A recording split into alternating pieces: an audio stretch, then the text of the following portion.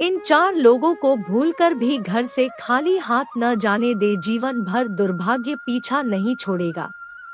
धर्म चाहे कोई भी हो, हिंदू, मुस्लिम, सिख या फिर ईसाई, प्रत्येक धर्म में दान करने की परंपरा प्रचलित है।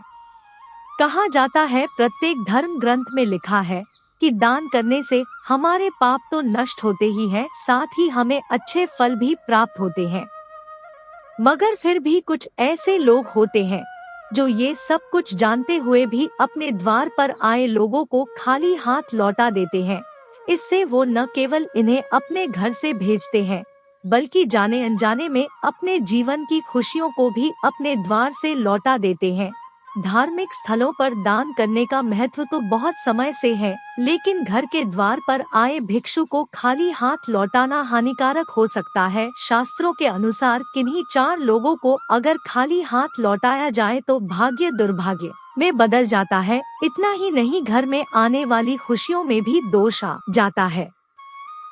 अक्सर ऐसा देखा गया है कि दरवाजे या फिर कहीं भीख मांग रहे लोगों को लोग दुत्कार देते हैं या फिर 4 बातें सुना देते हैं। लेकिन धर्म शास्त्र की माने तो आप किसी को दान करे या न करे, लेकिन उसे दुत्कारना बिल्कुल भी सही नहीं होता। मान्यता है कि ऐसा करने से हमारे संचित पुण्य भी नष्ट हो जाते हैं।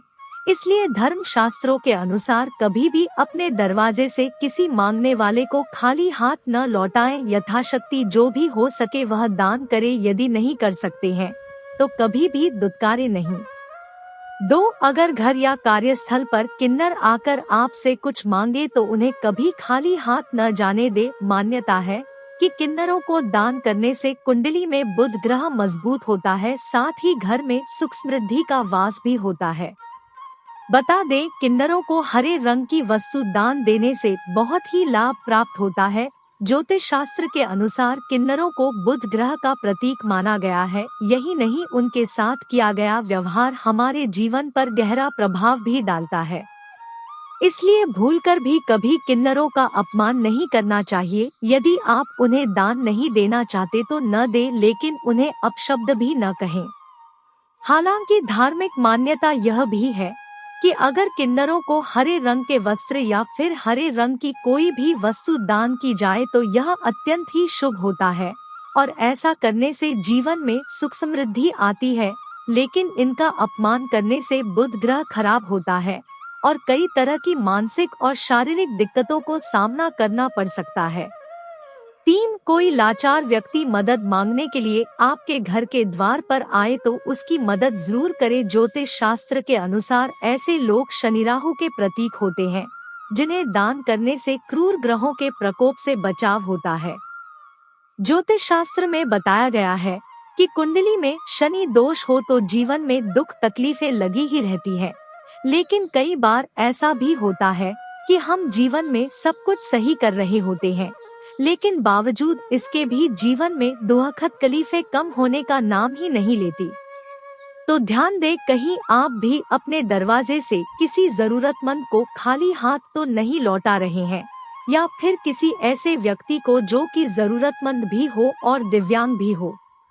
इसलिए ध्यान रखें कि कभी भी ऐसा न करें, क्योंकि दिव्यांग जनों को राहु और शनिदेव का प्रतीक माना गया है। यही वजह है कि इन जातकों को कभी भी दरवाजे से खाली हाथ नहीं लौटाना चाहिए।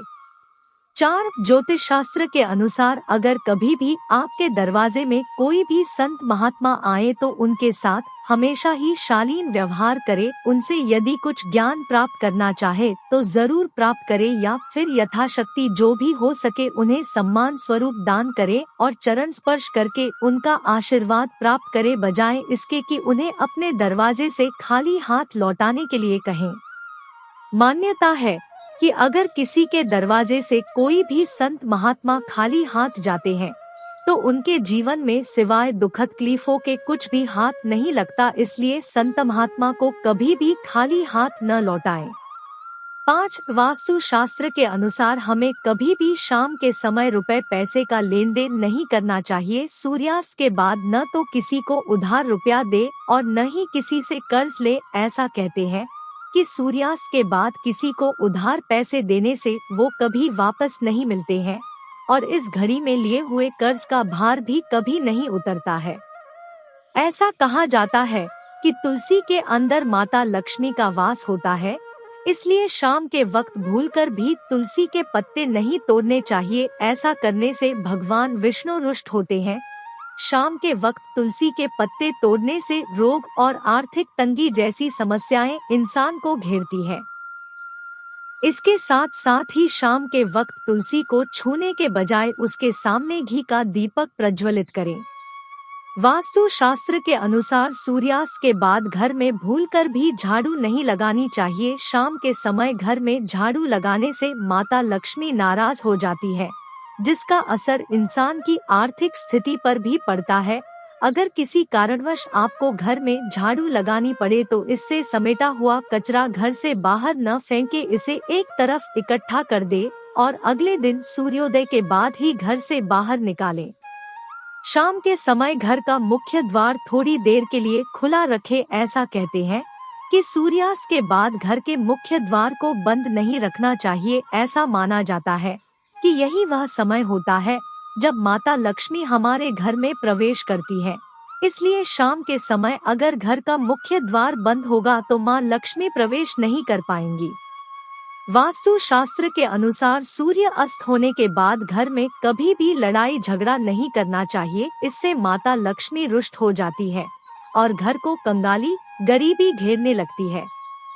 इसके साथ ही अगर शाम के वक्त आपके द्वार पर कोई गरीब आदमी आए तो उसे कभी खाली हाथ न लौटने दे। ऐसे लोगों को अपने सामर्थ्य के अनुसार कुछ न कुछ अवश्य दे। 6 बुजुर्गों के अनुसार सुबह उठते ही अपने इष्ट देव या भगवान का ध्यान करना चाहिए तथा भूलकर भी किसी गांव व शहर का नाम नहीं लेना चाहिए। ऐसा मानते हैं कि कुछ नाम अनजाने में लिए जाने पर प्रतिकूल फल देते हैं, इसलिए स्थान का नाम लेने की बजाय ईश्वर और तीर्थ स्थल का ध्यान करना चाहिए। इसके अतिरिक्त सुबह उठकर भूलकर भी वानर या बंदर शब्द का प्रयोग नहीं करना चाहिए। रामचरितमानस के सुंदरकांड में हनुमान जी विभीषण से कहते हैं कि प्रात ले जो नाम हमारा, तेही दिन ताही न मिले आहारा।